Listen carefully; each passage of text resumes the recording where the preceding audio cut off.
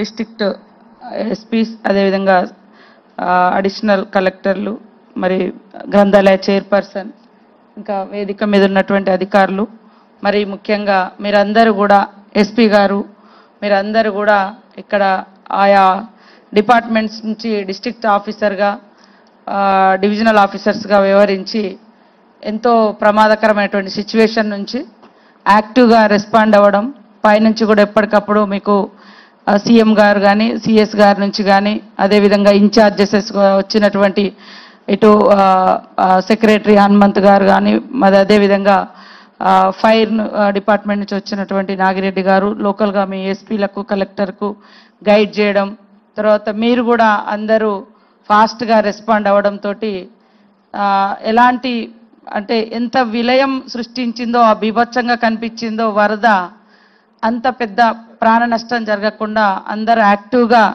Participate అయ్యి ఫాస్ట్గా ఎల్లారెడ్డి ప్రాంతాన్ని అదేవిధంగా కామారెడ్డి టౌన్ ఈ చుట్టుపక్కల అందరూ కూడా సేఫ్ జోన్లోకి వచ్చే విధంగా కృషి చేసిన మీ అందరినీ పేరు పేరున అభినందిస్తూ ఉన్నాను. అదేవిధంగా మరి స్టేజ్ మీద ఉన్నటువంటి అధికారుల యొక్క గైడ్ లైన్స్ కూడా మీరు ఫాలో అవ్వడం పైనుంచి కూడా డైరెక్ట్గా మీకు ఎప్పటికప్పుడు వీడియో కాన్ఫరెన్స్ పెట్టి చేయడము తర్వాత మా లోకల్గా మా షబ్బీర్ అలీ సార్ కానీ అదేవిధంగా ఎంపీ గారు సురేష్ శెట్కర్ గారు మా ఎమ్మెల్యే గారు మదన్ మోహన్ రావు గారు మిగతా ఎమ్మెల్యేలు కూడా మీకు కొంత గైడ్ చేయడం జరిగింది. ఏదేమైనా మనం ఫాస్ట్గా రెస్పాండ్ అవ్వకుంటే పబ్లిక్ కూడా ఏం చేయాలో అర్థం కాదు. ఇప్పుడు చూస్తుంటే కొన్ని ఫొటోస్ మొత్తము చుట్టూ వాటర్ ఉంది, మధ్యలో బిల్డింగ్ ఉంది, హాస్టల్ పిల్లలు 300 మంది.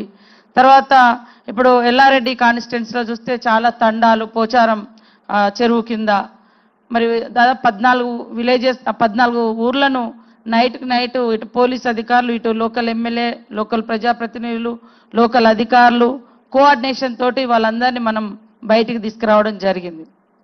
అంటే వాగులో పడి లేదా వరదలలో మునిగి చనిపోయిన వాళ్ళు లేరు. ఆ డాక్టర్ది కూడా కొంత మనకు రిపోర్ట్ అయింది.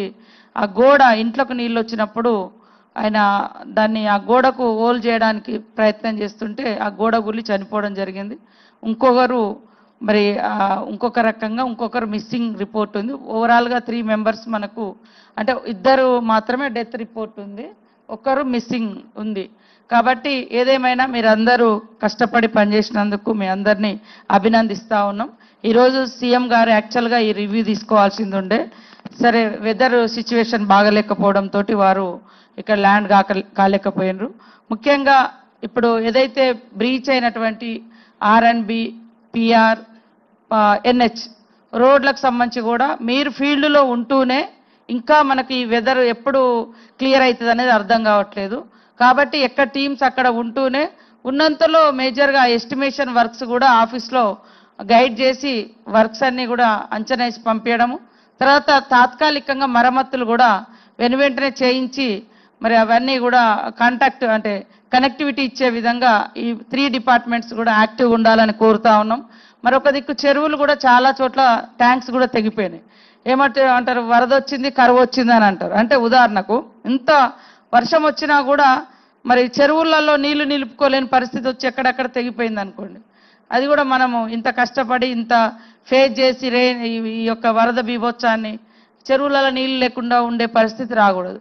కాబట్టి మ్యాక్సిమం వాటిని కూడా మీరు రెస్టరేషన్ అనేది చేసుకోవడం అనేది చాలా ఇంపార్టెంట్.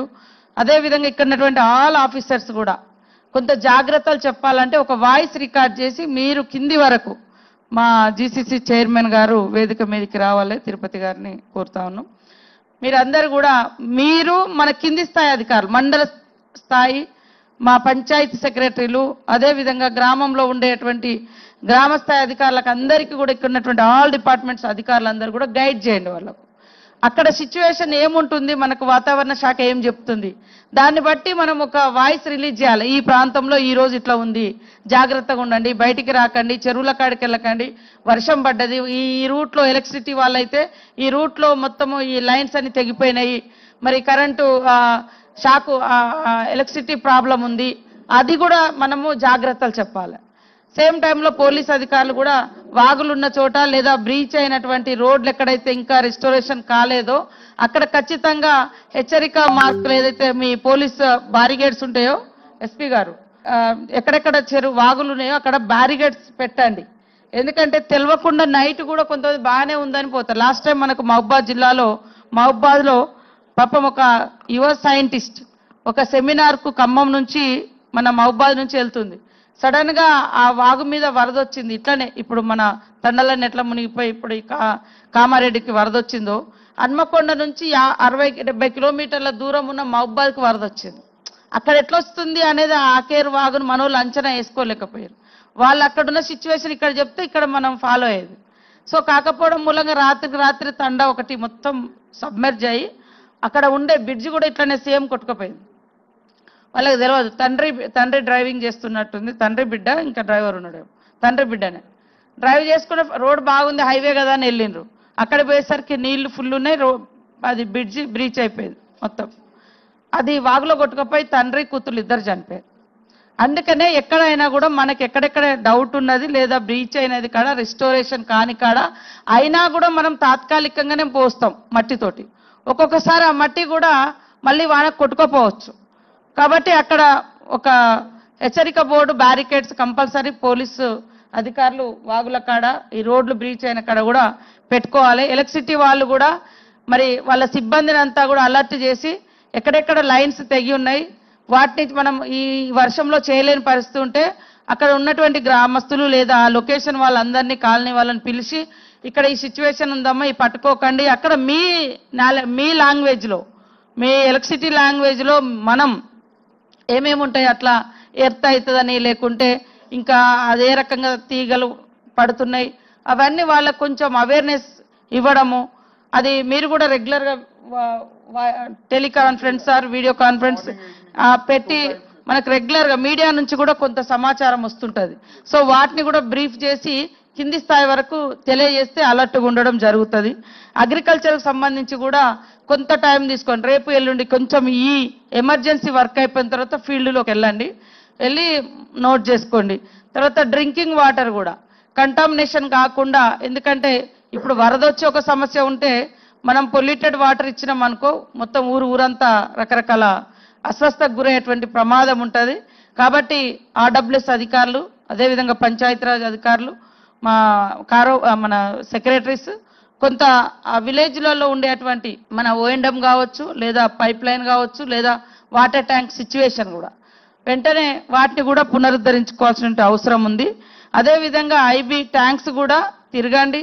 వాటిని కూడా వీలైనంత వరకు లోకల్గా అవకాశం ఉంటే మీరు ఎవరితోటైనా చేయించుకోవడం, లోకల్గా ఉండేటువంటి ప్రజాప్రతినిధులు లేదా కలెక్టర్ గారితో మాట్లాడి ఇవి రెస్టరేషన్ చేయడం. తర్వాత శానిటేషన్ కూడా చాలా ఇంపార్టెంట్.